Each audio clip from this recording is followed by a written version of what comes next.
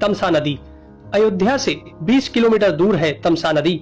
यहाँ पर श्री राम ने नाव से नदी पार की थी। श्रृंगवेरपुर तीर्थ, प्रयागराज से 20 से 22 किलोमीटर दूर श्री राम श्रृंगवेरपुर पहुँचे, जो निषादराज गुह का राज्य था। यहीं पर गंगा के तट पर उन्होंने केवट से गंगा पार करने को कहा था। श्रृंगवेरपुर को वर्तमान में सिंगरौर कहा जाता है। कुरई गांव, सिंगरौर में गंगा पार कर भगवान श्री राम कुरई में रुके थे। प्रयाग, कुरई से आगे चलकर श्री राम अपने भाई लक्ष्मण और पत्नी सहित प्रयाग पहुंचे थे। कुछ साल पहले तक प्रयाग को इलाहाबाद कहा जाता था।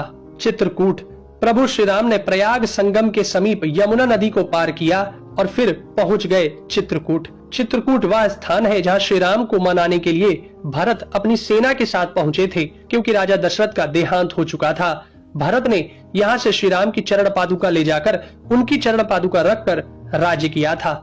सतना, चित्रकूट के पास ही सतना यानी मध्य प्रदेश में स्थित अत्रि ऋषि का आश्रम था। हालांकि पत्नी अनुसुईया के साथ महर्षि अत्रि चित्रकूट के तपोवन में रहा करते थे, लेकिन सतना में रामवन नामक स्थान पर भी श्री राम रुके थे, जहां ऋषि अत्रि का एक और आश्रम था। दंडकारण्य, चित्रकूट से निकलकर श्री राम घने वन में पहुंच गए। असल में यही था उनका वनवास। इस वन को उस काल में दंडकारण्य कहा जाता था।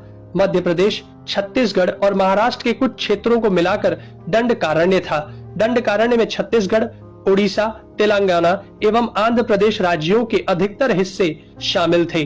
दरअसल उड़ीसा की महानदी के इस पास से गोदावरी तक दंडकारण्य का क्षेत्र फैला हुआ था। इसी दंडकारण्य का ही हिस्सा है तेलंगाना का एक शहर भद्राचलम।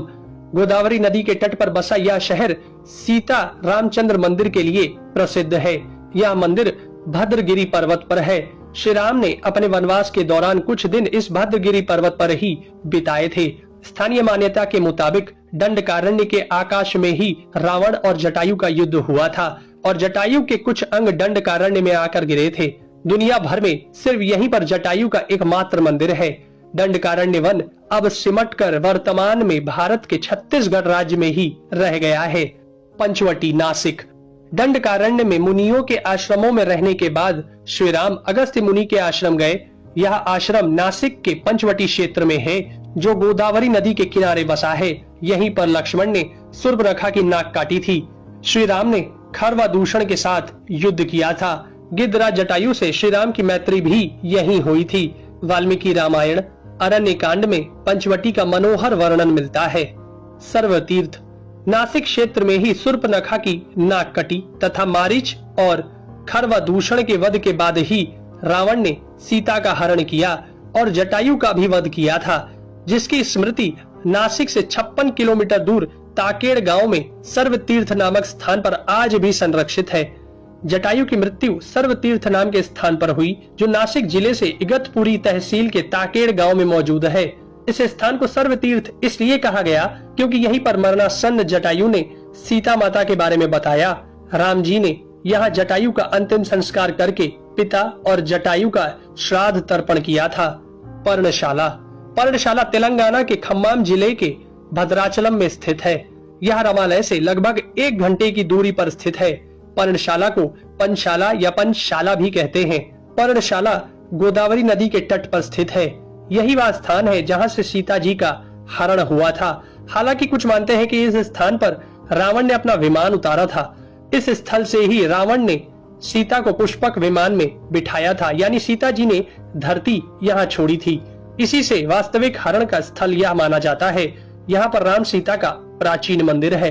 तुंगभद्रा, सर्वतीर्थ और पर्णशाला के बाद श्री राम लक्ष्मण सीता जी की खोज में तुंगभद्रा तथा कावेरी नदियों के क्षेत्र में पहुंच गए। तुंगभद्रा एवं कावेरी नदी क्षेत्रों के अनेक स्थलों पर वे सीता जी की खोज में गए। शबरी का आश्रम, श्री राम और लक्ष्मण सीता की खोज में तुंगभद्रा और कावेरी नदी को पार करते हुए चल दिए।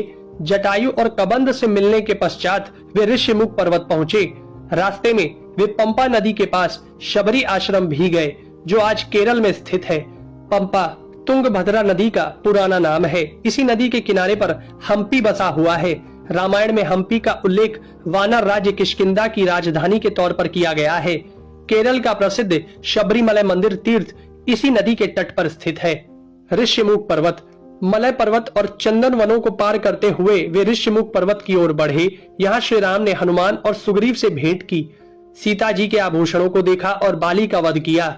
ऋषिमुख पर्वत वाल्मीकि रामायण में वर्णित वानरों की राजधानी किष्किंधा के निकट स्थित था। ऋषिमुख पर्वत तथा किष्किंधा नगर कर्नाटक के हम्पी जिला बेल्लारी में स्थित है। पास की पहाड़ी को मतंग पर्वत माना जाता है। इसी पर्वत पर मतंग ऋषि का आश्रम था जो हनुमान जी के गुरु थे।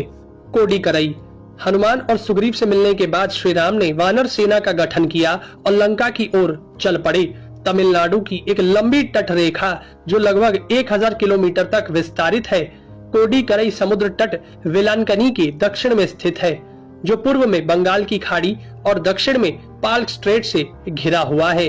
यहाँ श्री राम की सेना ने पड़ाव डाला और श्री राम ने अपनी सेना को कोडीकरई में एकत्रित कर विचार विमर्श किया, लेकिन श्री राम की सेना ने उस स्थान के सर्वेक्षण के बाद जाना कि यहाँ से समुद्र को पार नहीं किया जा सकता और यह स्थान पुल बनाने के लिए उचित भी नहीं है। तब श्री राम की सेना ने रामेश्वरम की ओर कूच किया। रामेश्वरम समुद्र तट एक शांत समुद्र तट है और यहाँ का छिछला पानी तैरने और सन बाथिंग के लिए आदर्श है। रामेश्वरम प्रसिद्ध सनातन तीर्थ केंद्र है। भगवान श्री राम ने लंका पर चढ़ाई करने के पहले यहाँ भगवान शिव की पूजा की थी। रामेश्वरम का शिवलिंग श्री राम द्वारा स्थापित शिवलिंग है। धनुषकोडी या धनुषकोटी। 3 दिन की खोजबीन के बाद श्री राम ने रामेश्वरम के आगे समुद्र में वह स्थान ढूंढ निकाला जहाँ से आसानी से श्रीलंका पहुंचा जा सकता हो। उन्होंने नल और नील की मदद से उक्त स्थान से लंका तक का पुनर्निर्माण करने का फैसला लिया। धनुषकोडी भारत के तमिलनाडु राज्य के पूर्वी तट पर रामेश्वरम द्वीप के दक्षिणी किनारे पर स्थित एक गांव है। धनुषकोडी पनबन के दक्षिण पूर्व में स्थित है। धनुषकोडी श्रीलंका में तलेमन्नार से करीब 18 मील पश्चिम में है। इसका नाम धनुषकोडी इसलिए है कि यहाँ से श्रीलंका तक वानर सेना के माध्यम से नल और नील ने जो पुल यानी राम सेतु बनाया था, उसका आकार मार्ग धनुष के समान ही है। इन पूरे इलाकों को मन्नार समुद्री क्षेत्र के अंतर्गत माना जाता है। धनुषकोडी ही भारत और श्रीलंका के बीच एकमात्र स्थलीय सीमा है जहां समुद्र नदी की गहराई जितना है, जिसमें कहीं कहीं भूमि नजर आती है। नुवारा एलिया पर्वत श्रृंखला। वाल्मीकि रामायण के अनुसार श्रीलंका के मध्य में रावण का महल था। नुवारा एलिया पहाड़ियों से लगभग 90 किलोमीटर दूर बांद्रवेला की तरफ मध्य लंका की ऊंची पहाड़ियों के बीचों बीच सुरंगों तथा गुफाओं के भंवर जाल मिलते हैं। यहाँ ऐसे कई पुरातात्विक अवशेष मिलते हैं जिनकी कार्बन डेंटिंग से इनका काल निकाला गया है। श्रीलंका में नुवारा एलिया पहाड़ियों के आसपास स्थित रावण फॉल, रावण गुफाएं, अशोक वाटिका, खंडहर हो चुके विभीषण के महल आदि की पुरातात्विक जांच से इनके रामायण काल के होने की पुष्टि होती है। आजकल भी इन स्थानों की भौगोलिक विशेषताएं, जीव, वनस्पति तथा स्मारक आदि बिल्कुल वैसे ही हैं जैसे कि रामायण में वर्णित किए।